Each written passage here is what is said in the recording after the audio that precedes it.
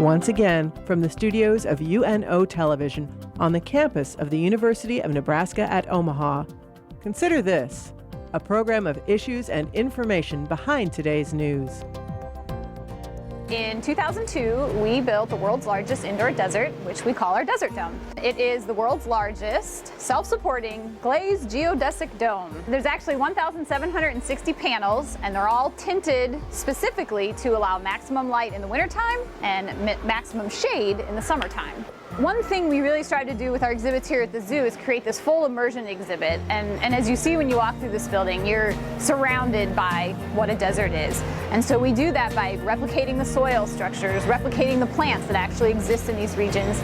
We then put the collection of our animals in, and we try to create as barrier-free of a space as we can. Some of the things you might see are free-ranging birds. Our venomous reptiles are located here in this building, and then a whole variety of mammals and other reptiles and amphibians as well.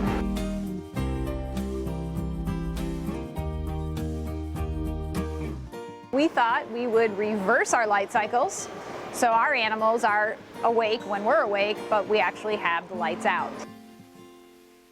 And what would a nocturnal exhibit be without bats? We first show you a wet cave, which is where our giant colony of fruit bats live, and actually across from them is our Japanese giant salamander, which we are one of 6 zoos that actually exhibit that species. And then we have our dry cave, where we have a whole big variety of bats, some that eat meat, some that eat fish, and some that eat fruit. And we'll kind of round out your experience here with a taste of the swamp. Nothing better than a nighttime swamp here in the U.S. We think we've created, as I've said already, this world's largest desert dome, a world's largest nocturnal exhibit, and we really feel that we've brought something special for our visitors to come see, a great diverse collection tying with all the conservation efforts that we are doing across the world and here throughout the zoo. Hi everyone, I'm Kathy Wyatt. Welcome to this week's edition of Consider This. Our topic, Omaha's Henry Doorly Zoo and Aquarium. Joining us to talk more about it are Dan Cassidy, General Curator, and Dr. Elizabeth Mulcairn, Director of Education.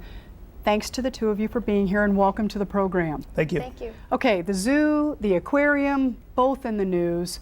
Let's start with the most recent, and that is the aquarium. Dan, tell us why that's such a big deal. Well, we were recently named in the top 10 of the Best Reader's Choice. We were number 9, which is still quite an honor, and especially because we were the only zoo and aquarium.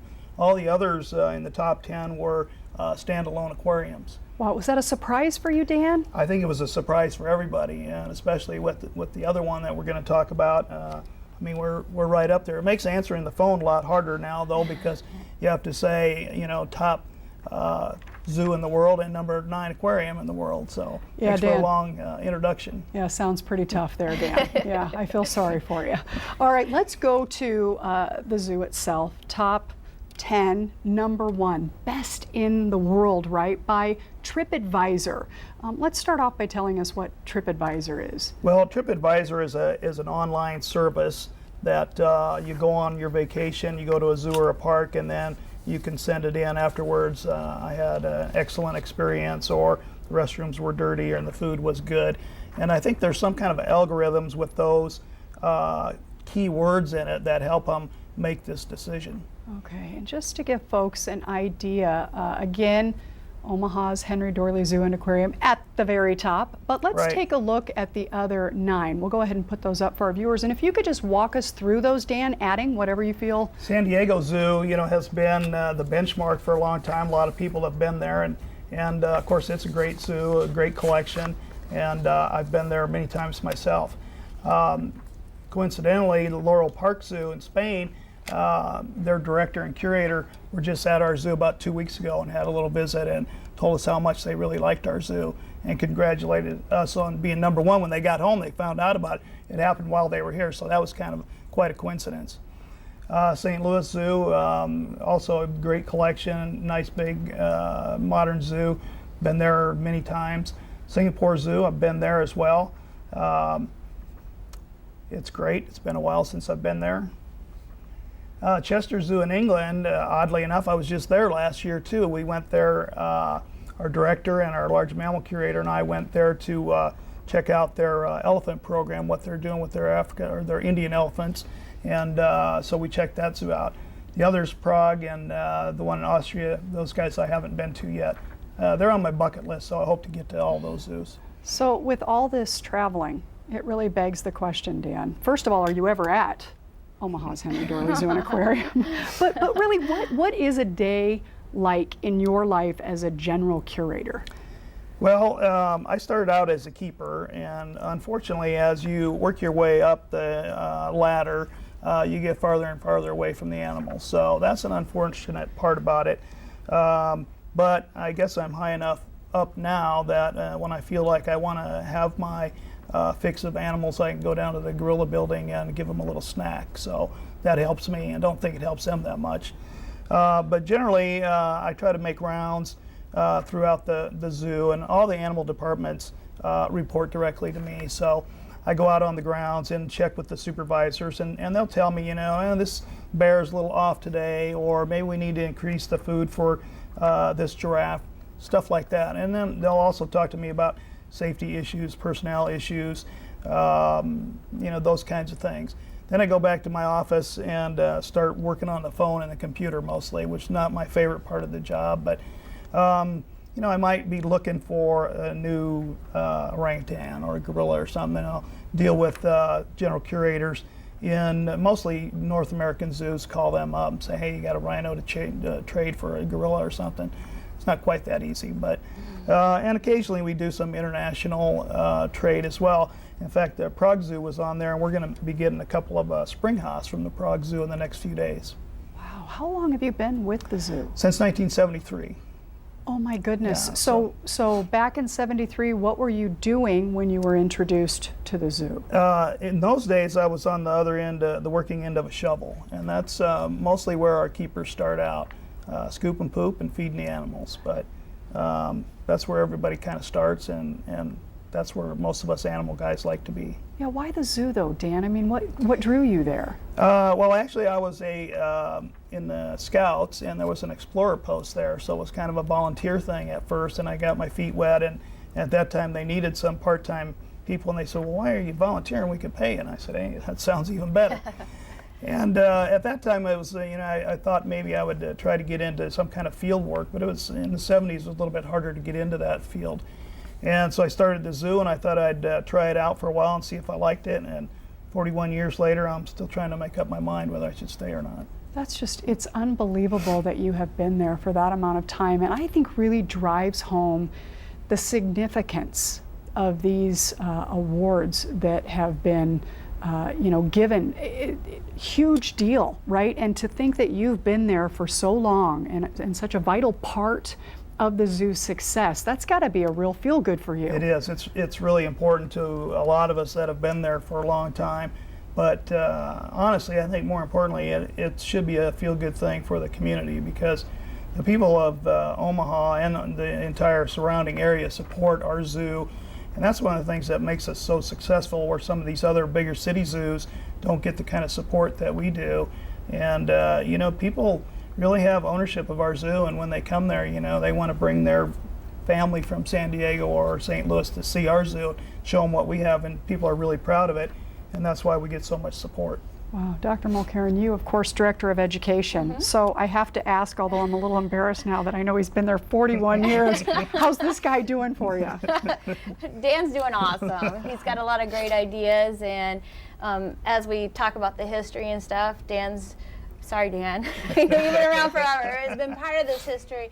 It's been one of the masterminds behind the progression of the zoo. Yeah, I'm just figuring out your time there is inverted, right? You were saying 14 years, yeah. And he's been there 41 years, right? So, how were you introduced then to the zoo, To Dr. the Mulcairn? zoo? Yeah. I actually was a classroom teacher. I was a biology teacher for Omaha Public Schools, and back in the 90s, as I date myself here, Dan, there was a drive to really school to work kind of a philosophy. That philosophy is coming back, but at the time I was one of the classroom teachers to start our high school program called the Zoo Academy program. So that's how I was introduced into the zoo.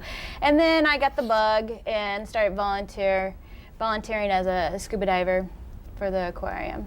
Wow, both success stories sitting right here, right? So, okay, Dr. Mulcairn, mission, of course, important in any organization, especially when you fulfill it as effectively and successfully as the zoo has obviously done. Recap for us what the official mission is. The zoo is very mission driven. Everything that we do, develop program-wise in education or animal programming, or new building exhibits, it's all mission driven. And so conservation is a huge emphasis. We're constantly looking at the conservation of the animals that we have and what we can do out in the community and worldwide with conservation initiatives. Research, we do have a very successful research department at the zoo. It's in our Conservation Research Center, where we have researchers that are all over the world. In Madagascar, working with lemurs and reforestation. In Africa and Korea, we've done some work with some of our tigers. So we're very successful in our research. Of course, education has really bloomed, I will say, over the years. In the last 14 years, like you said, we have a high school, we have a full-day kindergarten on grounds, we have an after-school program, and just this week we opened up a preschool program on grounds. So we do a lot in the formal education world plus the informal education world. And then, of course, recreation. Our everyday visitors. We work as a team to really think of new ways to interact and engage our visitors into the, all the components of the mission, but so that they stay at the zoo and they come back. That they're not just visiting for 3 hours and then leaving. A lot of our visitors, if you were to look at it, are repeat visitors that are constantly coming back and really experiencing the zoo. Yeah, and they must be. I was talking with someone recently about this program, and they had been there so often I couldn't believe it. That was fantastic. So these are objectives that you're describing that have really morphed and evolved over the years. Such a rich history the zoo has. Take us back, as comfortable as you are taking us back, and walk us through how it is that we arrived where we are today. Well, if you look at the history of the zoo, there is a really nice transition, and it really does tell the story of how we became the world's best zoo in our ranking and stuff. But if you look at the 1900s, that's when we were a city park, Riverview Park, and if we talk to some of our grandparents and our great-grandparents that have grown up in Omaha, they have all kinds of wonderful experiences, and it started off with simple cages, with bears and bison.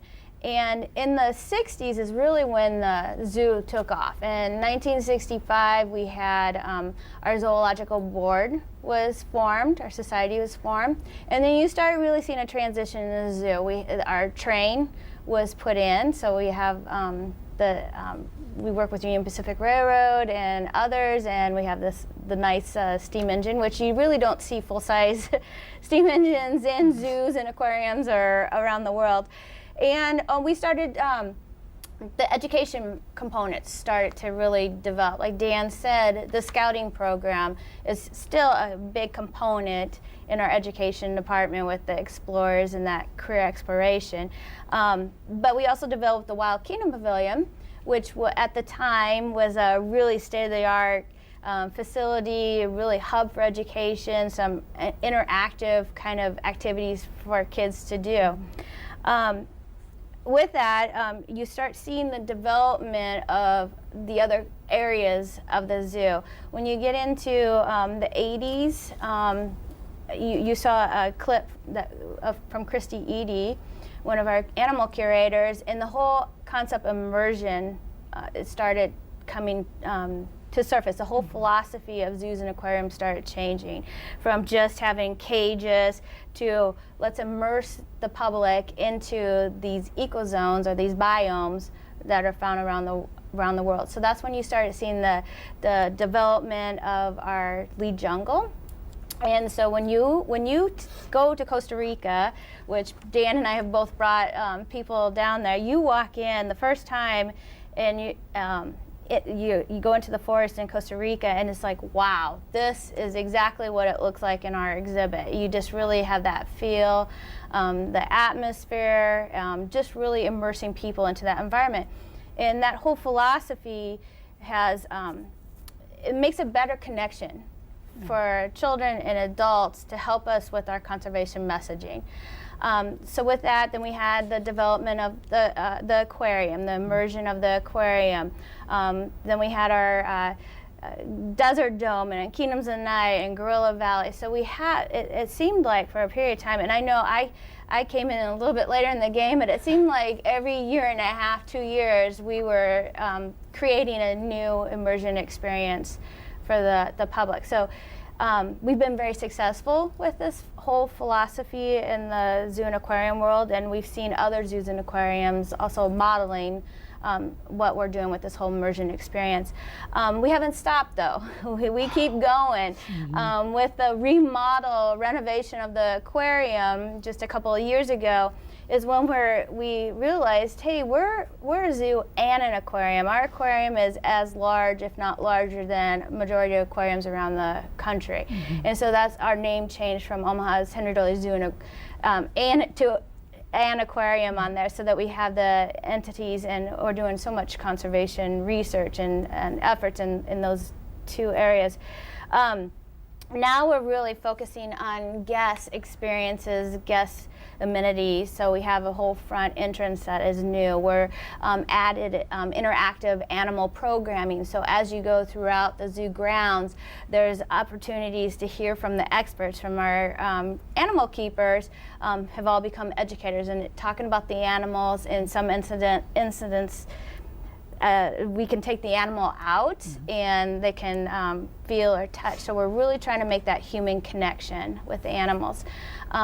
And it doesn't stop, like we said, we're in the middle of developing a whole African grassland area where there's going to be interactive experiences, really learning about how we take care of animals, the conservation, and it's going to give you the feeling when you look over some of the overlooks that you're in the African savanna. You know, Dan, I'm glad that we are spending so much time on history, because it really gives us a very good perspective. Just as Dr. Mulcairn is talking, I'm thinking, you know, especially the people who are stepping up to say, I'd like to help fund this, I'd like to help make this become a reality.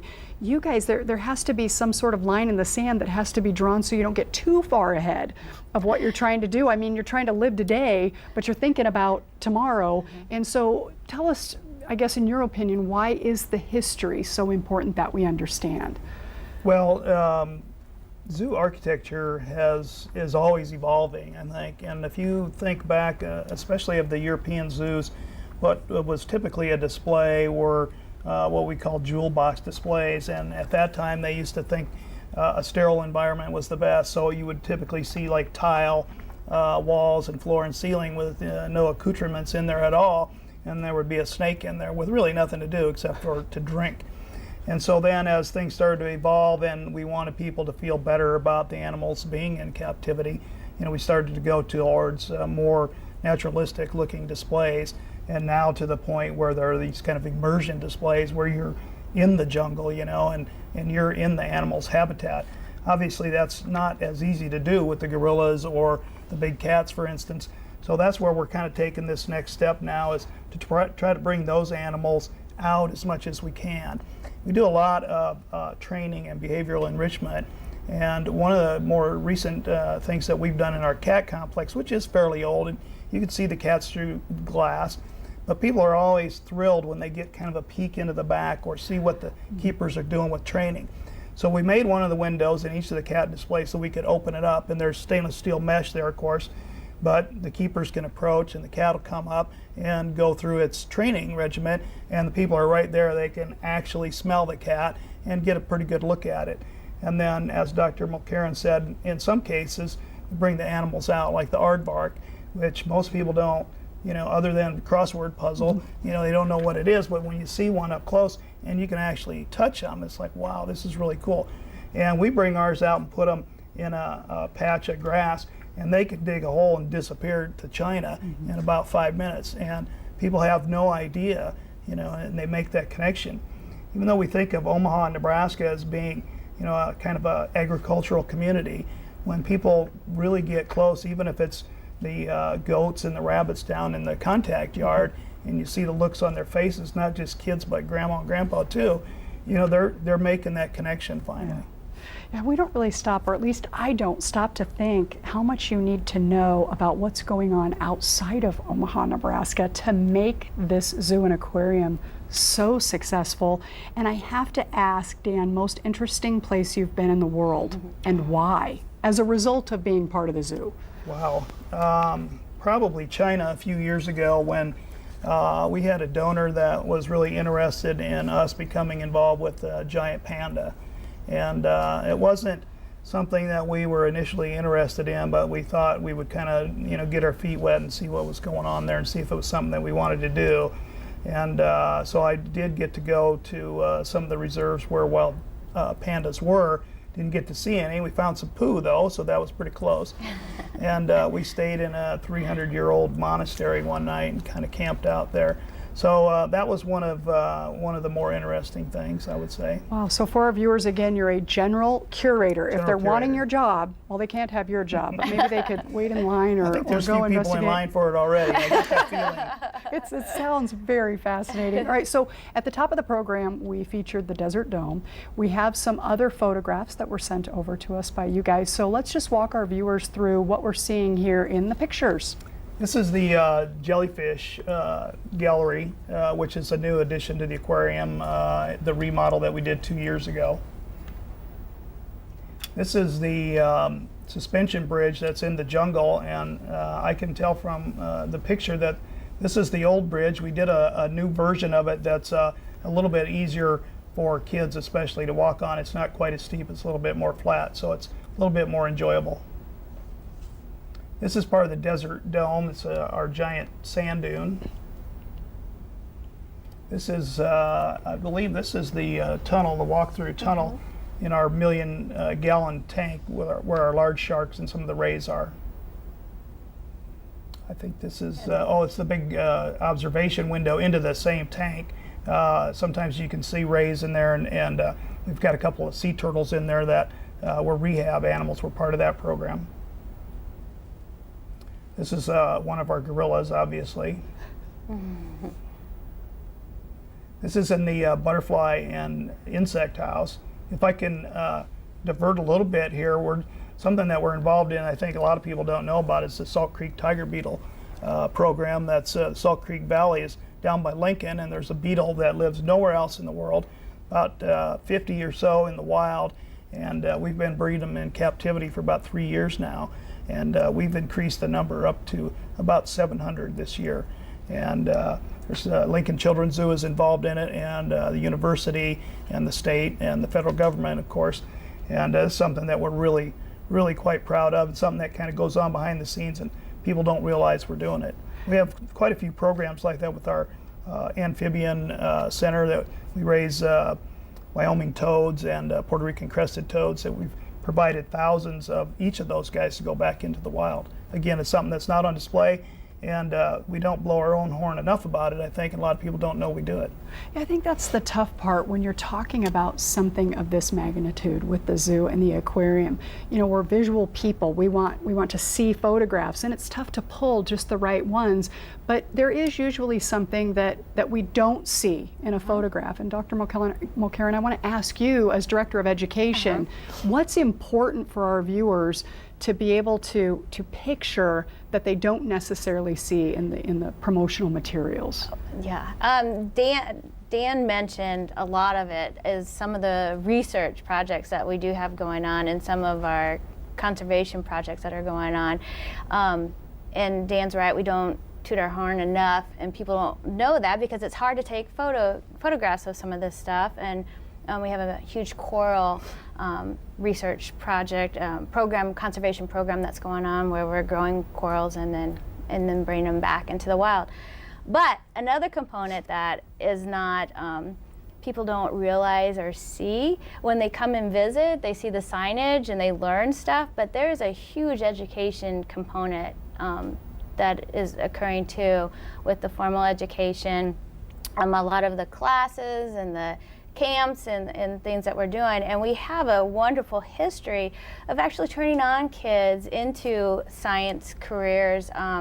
Some of them go on into the zoological world, some of them go on to become vets. Some of them fall in love with our marketing and business components of it and go into those directions. So there's a huge education piece. Now they see thousands of kids at the zoo every day, but they don't really hear those stories, those success stories, and the importance of the impact of the education and the conservation that's going on. Well, and I think we also don't really stop to think about those people. I mean, you're the faces here, but those people behind the scenes who make all of this possible, and that would be the funders for a large part. In just the minute or so we have remaining, Dan, I know you can't list them all off, and it would be unrealistic to think that you could, but talk about the importance of the funders. Well, most of our large projects are privately funded. You know, we don't get a lot of state or city or county money. Most of our budget comes from the gate proceeds. And, you know, the monies that we do generate when you buy a hot dog there or you buy a membership and stuff, they don't go just to feed the animals or to pay for our salary. We contribute over $100,000 a year to projects in Africa like anti-poaching things, or the Japanese giant salamander that Christy had mentioned. So we've got money and researchers going all over the world, and we actually do some stuff with plants too. Western Prairie Fringed Orchid is something that we've been working with for a long time. Again, a lot of people don't know that. They see the animals, you know, see the gorillas and the giraffe. They don't know that we're doing really important plant stuff as well. Okay, if folks are wanting more information, which I can't imagine after this they wouldn't, we're going to go ahead and put up a website so that they can log on, find everything they want to know, and if they don't, they can certainly contact one of the two of you. But just go ahead and log on to omahazoo.com. Dr. Mulcairn, Dan, this has been fascinating. Thank you so much for sharing your time and expertise. Best wishes to you moving forward, and we have, you know, expectations to be seeing more of Omaha's Henry Doorly Zoo and Aquarium in the headlines, right? I don't think you'll be disappointed. Yeah. Okay. Best wishes to you both. Thank you. Thank you so much. You bet. Thanks. And thank you all for watching. We'll see you next week.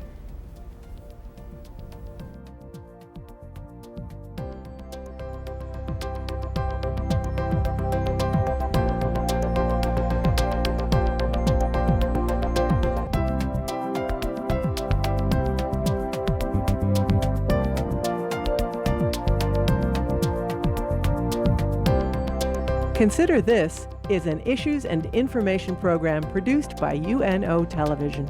More information can be found at unotv.unomaha.edu. If you'd like to share your comments about this show, call UNO TV at 402-554-2516 during regular business hours, or email us at considerthis@tvmail.unomaha.edu.